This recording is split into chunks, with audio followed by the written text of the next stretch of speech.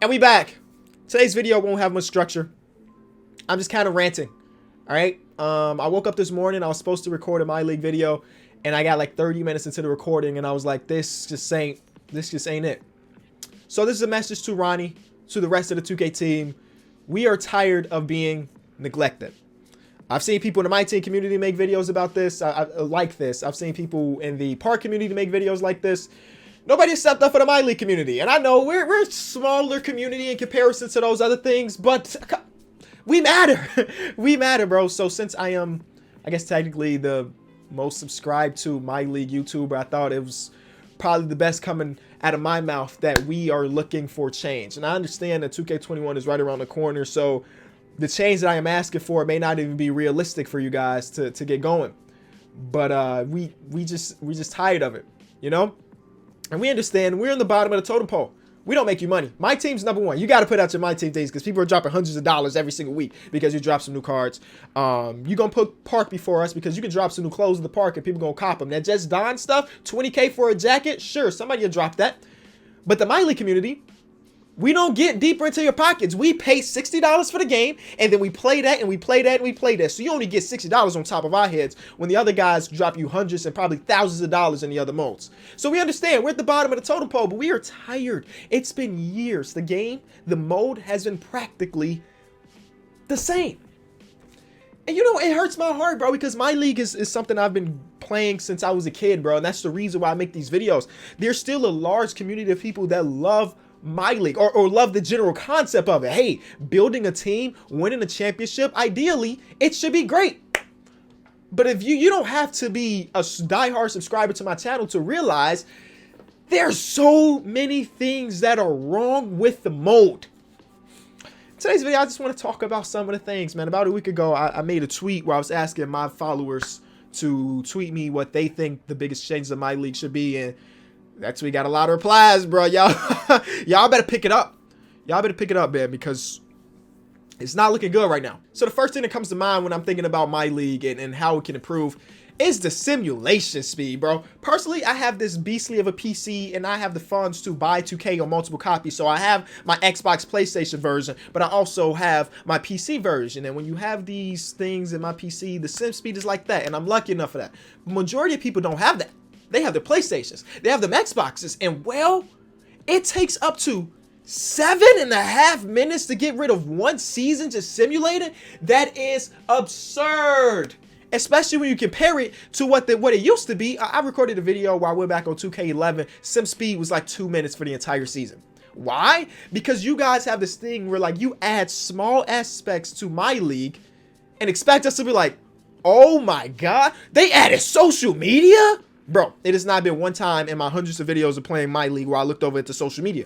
We do not care about social media. I love J.E. Skeets in real life, but I don't care what he's saying about the 2K game. I don't care what Alex Kennedy is saying. It is an irrelevant part of the game mode. And if you eliminate that, then boy, I bet you sim speed will be better.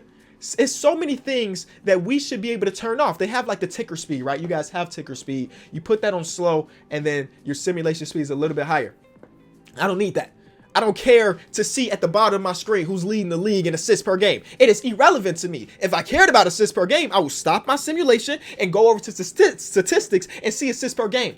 Let's get rid of that. There's just those small little aspects. And even if you want to keep them in the game, give us the option to turn them off so we can get our sim speed better. Other than the simulation speed, the major problem I have with MyLeague is the progression system.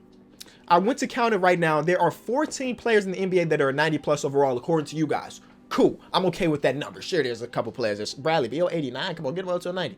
There are a couple players. There's 14 players that are 90 plus overall. Tell me why when I simulate 3 years down the line, the number's up to 22. And then I simulate 3 more years, the number's up to 32. And I simulate 3 more years, it's up to 40. So you're telling me in a decade's time, the NBA is going to get 4 times better than what it is right now? And let's be honest with each other. Right now, as far as talent goes, the NBA is the best it's ever been. You telling me the NBA in 10 years from now is going to be 4 times as more talented as right now? No, it won't. But because of your progression system, if you're 19 years old, you come into the NBA, you got a 90 plus potential, boom, you're guaranteed to hit 90 overall some course of your career. It's terrible. There's no reason why, no disrespect to Shamari Ponds, there's no reason he should end up being a 93 overall. There's no reason for Chris Clements to hit 93 overall as well. Those are players that realistically won't get that good. But according to your simulation and your progression system, they're going to end up being some of the best players in the NBA along with everybody else. It doesn't make much sense. There should be, here's my solution, a random progression system. We have had players in NBA history that have went from close to nothing to really good like that. That never happens in 2K. You never get the Devontae Grahams in 2K. Devontae Graham went from a rookie who's barely getting minutes and was a 67 overall coming into the season, and now he's up to an 81 in 1 year. You don't get that in 2K because the progression system is so linear. We rarely see people fall off. Listen, we've seen players in the NBA go from good to bad this quick, but in 2K, it doesn't happen because the progression system is linear and the regression system is linear. That's not how basketball works. Now, understand from your standpoint, it's easy to do that. Let's just throw on potential onto him and we'll have it so he just gets better and better and better every single year. It's not how it works. We've seen players hit their plateau at 22 years old, but in 2K, if you're 22, bro, you're still skyrocketing. There should be a random progression and regression system. There's no reason for me to know that in 2 years, Shai Gilgeous-Alexander is going to be this overall. Why don't we make it random? What if he randomly falls off a cliff? It's possible in the NBA. Or what if he randomly hits a superstardom? That is also possible in the NBA. But yet, with 2K's system, it's just not. And then when you have this progression, one thing that doesn't progress with them is their tendencies. So sure, Shamari Ponds might hit a 93 overall, but his shot tendency is still 32. So then he's a 93 overall that is averaging 6 points per game? That don't seem right. So why are we having their attributes progress and not their tendencies? And listen, 2K, I know that you know who I am because I made a tweet about Daniel Gafford. Daniel Gafford is a rookie center for the Chicago Bulls. In 2K, they had that man's three-point tendency to a 55. If you go through his career and his NBA career, the half a season he played, did not attempt a three. In college, he played 2 seasons and did not attempt a three. And I made a tweet about that. And 2 days later, his three-point tendency was 0. Yes, so I know that you can see my tweets. I know that you know who I am. And I know that's how easy it is for you to address the issues with the rosters. Like that. I ain't even have to update my game. You did it for me. So why don't we have a team of people? And maybe you do have a team, but that team needs help. Why don't we have a team of people that are watching these games and understanding the tendencies of these players? There is zero excuse for Daniel Gafford to be that way. There is zero excuse for Jackson Hayes to be chucking 4 threes a game. But 2K they don't care. They don't care because they think we don't look at stuff like that. But if you're a fan of this channel, you do. You do, because those are the little things that matter. Why does Jackson Hayes, in real life, a guy that rolls to the basket, catches lobs, shooting 33% from the field in his second year? Because they got him shooting threes. Because they got him shooting threes. So how about, again, let's get a team together. Let's get a team together to fix the tendencies. Because the better the tendencies are, the more accurate your game will be. The more sim your game will be. So here we are, right? This is Jackson Hayes. His three-point tendency right now is a 45. That is more than E'Twaun Moore, and E'Twaun Moore has always been a guy that's going to shoot threes. I mean, look at his three-point percentage. His three-point tendency is higher than E'Twaun Moore's at a 45. Let's compare it to other players in the league. His three-point tendency is the same as Jeremy Lamb, Doug McDermott, higher than Malcolm Brogdon, higher than Miles Turner, who's known as a stretch big. And let me show you something. Here's Jackson Hayes' rookie stats. He attempted a total of 4 threes. 4 of them. And in college, he literally didn't attempt 1. Let's compare it to E'Twaun Moore. E'Twaun Moore this season shot 163s. So you tell me, should Jackson Hayes' three-point tendency be higher than E'Twaun Moore's? One thing that me and the homies used to do a lot back in the day, and I say back in the day, we may be talking 2K15, 2K16, were these online MyLeagues. Yeah, me and my boy used to load in, do fantasy drafts. We used to bring legends into considerations. We would have like one every month. We would crown a champion, and then we'll have him try to defend his championship with new rosters and stuff. So you know what my boys did? So some of my boys graduated college. When they went off to college, they sold their Xbox. So they bought a whole new Xbox to play online MyLeague again. 2K20. Everybody's about to get back into the gaming community. It did not work. Online MyLeague did not work for 2.5 months after 2K20 was released. So you know what my boy Mason did? He sold his Xbox. He just bought it back. And a month later, he sold it. Because his whole purpose was to play online MyLeague. He was, I'll be honest with you, that boy was the champ. He was the champ of a lot of MyLeagues. And he sold his Xbox. Now, this is one of the things that you may not have known that. Because the online MyLeague community is probably pretty small. But what's the point of having it in your game if you're not going to allow it to work? Another problem. I'm in free agency. Let's take a look at this. Expected salary. Anthony Davis wants $34 million. That's cool. He's one of the best players in the NBA. Hassan Whiteside wants 28. Probably not going to happen, but I can understand him wanting it. Drummond wants $40 million. He wants more than Anthony Davis. DeMar DeRozan wants $30 million. At 30 years old, you're probably not going to get that. There has been a thing where 4-5 years down the line, we have elite basketball players sitting in free agency because everybody expects a big time bag and the salary cap doesn't grow enough to allow it to happen. Lonzo Ball, Buddy Hield, these are all players in their prime, 22, 25, 26 years old that I've seen in free agency because we have players. Let me show you something. Boogie wants $30 million. The boy barely's played basketball in 2 years. This is all you need to know. 73 overall, Josh Jackson is expecting $20 million. He won't even pick up his phone for anything less. Now, 2K, this is the message to developers. Does that make sense to you?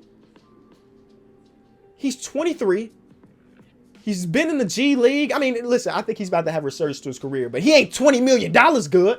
Okay, that's one. Dragan Bender, former 4th overall pick. Last season averaged 7 points per game, but also spent time on 3 different teams. He wants $18 million. When in real life, he got picked up on a 10-day contract a couple months ago. But in 2K's terms, instead of him signing a 10-day, this 69 overall player wants $18 million. Who else? It's got to be more, right? There's got to be more. Gershon Yabusele wants $11 million. Justin Patton, $12 million. Ivan Rabb, $10 million. $10 million. The list goes on and on. These are players that will probably find their way onto NBA rosters in real life, but they won't be getting $10 million a year to do so. So again, if your job is to make a sim basketball game, let's make it sim. And I know you're going to say, hey, we gave y'all these sliders, play around with the sliders and make your perfect version of MyLeague. But shouldn't it start off as sim since it's advertised as the best sim basketball game on the market? Now, some of the other stuff that I have in mind are kind of minor things, but still matter significantly. I've done videos where I reset the NBA to like 2000, right? And you guys incorporated this thing where you have historic draft classes. So I can go back and get an 18-year-old LeBron. That's brilliant. But why in between me having LeBron, Melo, Wade, we have these randomly generated guys that are better than the regular guys? These guys should not exist. And I understand you don't have the rights to have all 80 players from 2003. That's insane for me to think that you can have all 60 players from that time period. But you don't need all 60 players. These dudes should be 60 overalls because we didn't load this draft class for them. We loaded it for LeBron, Melo, Wade, and all the other guys. So what I'm saying is if you're going to have an historic fantasy or historic drafts like this, just make it so that every single one of the players are the ones that matter and the people that are auto-generated just don't exist. And again, like I said, there's no structure. Something that's also very small is that there's no buyout market in 2K, but the buyout market is super important when it comes to building championship teams. And the last thing, it was one more thing. Madden's not a good game either. Don't get me wrong. But Madden does a couple things right that I really love their MyLeague system or their franchise system. And that's the fact that you can draft somebody in the 5th round and he'd be the sleeper of the draft. and he can turn out to be a star. 2K doesn't have that. You scout somebody 2-3 times with a good scout, you know everything about him. You know his potential. You know what he's good at, what he's bad at. In reality, that's just not the way it works. How many times have you guys played MyLeague and you found somebody in the second round that was a complete sleeper that turned into a star? It doesn't happen. But in real life, we've had Manu. Jimmy Butler was the 30th overall pick, but we have players like Jimmy Butler, Draymond Green. The list goes on of second round picks that have blossomed into much more. Nikola Jokic was a second round pick. 2K doesn't have that sleeper aspect because the scouting system is done. Couple scouts, you know everything there is to know about a player. You know his ceiling. You know his exact ceiling. Hey, this guy's going to be either Lamar Odom good or Evan Turner bad. This is not as fun. I understand having that, but let's see it from like a Jay Billis standpoint, who's been wrong sometimes. Oh, this guy's going to be a star, and you draft him, and he's a 68 overall. Oh, man, you missed on that draft pick. Let us look at not his statistics, or let us look at his statistics, not his attributes. Let me see what he did in college. Let me see his NBA draft combine numbers, and let me decide if he can jump high. Don't tell me his vertical off rip. That's kind of boring. Let me look at his vertical number and be like, okay, him for this size, that's pretty good. I don't need his exact numbers. That's pretty much it. I mean, I'm sure there's plenty of things that are not coming to mind, and once I'm editing this video, they're gonna pop into it. But if you enjoyed this, leave it a like. Try to show as much love as possible. Let's get this out there to the people that matter, because I don't think anything that I said in this video, and I don't think there's anything I said in this video that can't be achieved. I don't think there is. We don't have super unrealistic expectations. We just want the game to be realistic and fun. That's it.